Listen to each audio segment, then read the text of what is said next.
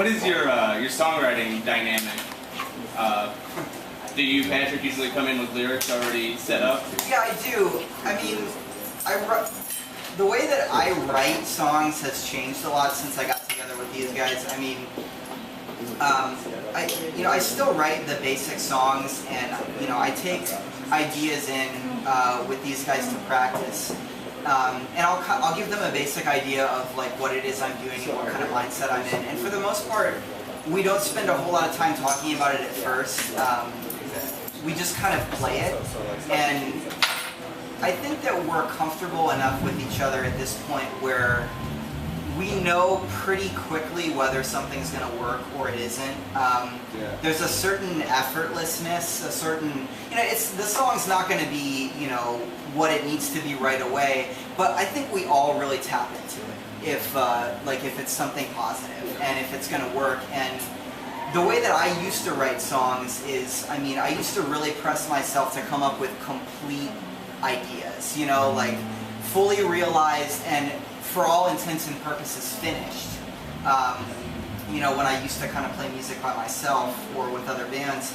And with these guys, the more and more I played with them, I was able to come up with really fragmented ideas, like maybe just like a guitar line or a few phrases of lyrics, and really these songs are things that we create together. So the framework that I come in with is very basic, it's very fragmented, more so these days, and we all just kind of work and rework and make it what it is if it's a song that's going to really pan out for us. Yeah. For the EP, what did you go in with? How many songs did you write? Well, there actually was it 3 in the first sessions? Yeah, we did 3 first. Well, 3 and 4, right? At that point, we just recorded all the material. I mean, every song we had. Pretty much, yeah. We had gone through so many. We actually recorded as Seafarer before, and it was a disaster. It was a 3-piece, yeah. It was just. It just awful. didn't work. And that's how we met Taylor, and Taylor had to hear that first. Yeah. So somehow he still wants to play music with it. But that was that. I can see the potential. Yeah. But we basically had like 3 songs and maybe 1 more that we didn't have the time or money to record that were good enough, and we're like, okay, we're gonna go in, we're gonna record these 3, we're gonna recop our losses, and at this point Taylor had just started playing with us, so he barely even knew the songs. Sure, yeah. And then we're gonna recop our losses and then come back in and record as many more as we can to make this a legitimate release.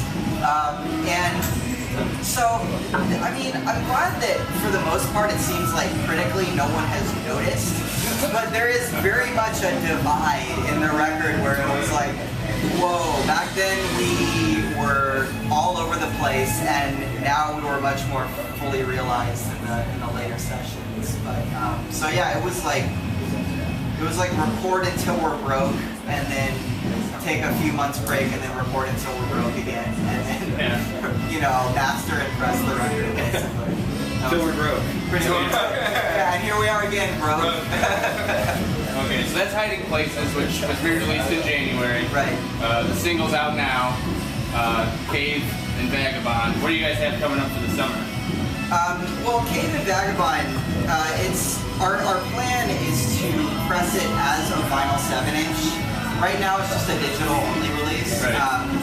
Again, I think that we get to these points where we have this new material and we just want to put it out there, and we don't necessarily have the money to press vinyl, but we will one day. And so basically what we do now is we offer the songs for free to download for anyone who comes to our shows. We just kind of want people to see the direction that we're moving into. And for the summer, I just think we want to keep pushing new material, playing out more, and we want to try to go on tour a little later in the summer. Hopefully kind of do an East Coast shot, make our way up towards New York and Boston area, and sort of hit wherever along the way we can manage to get some decent dates.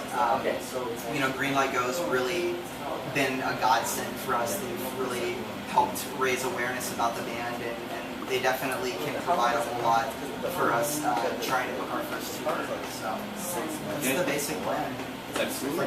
And to any other bands that might need PR, you should go through being like that. That's right. Tell them Seafarer sent you. Yeah, We get money. And for any bands between here and the East Coast, we need shows. All right. Well, Seafarer, thanks so much for taking the time. Yeah, thank you. We'll see you in 2 hours. All right. Thank you. Cheers. Thanks, man.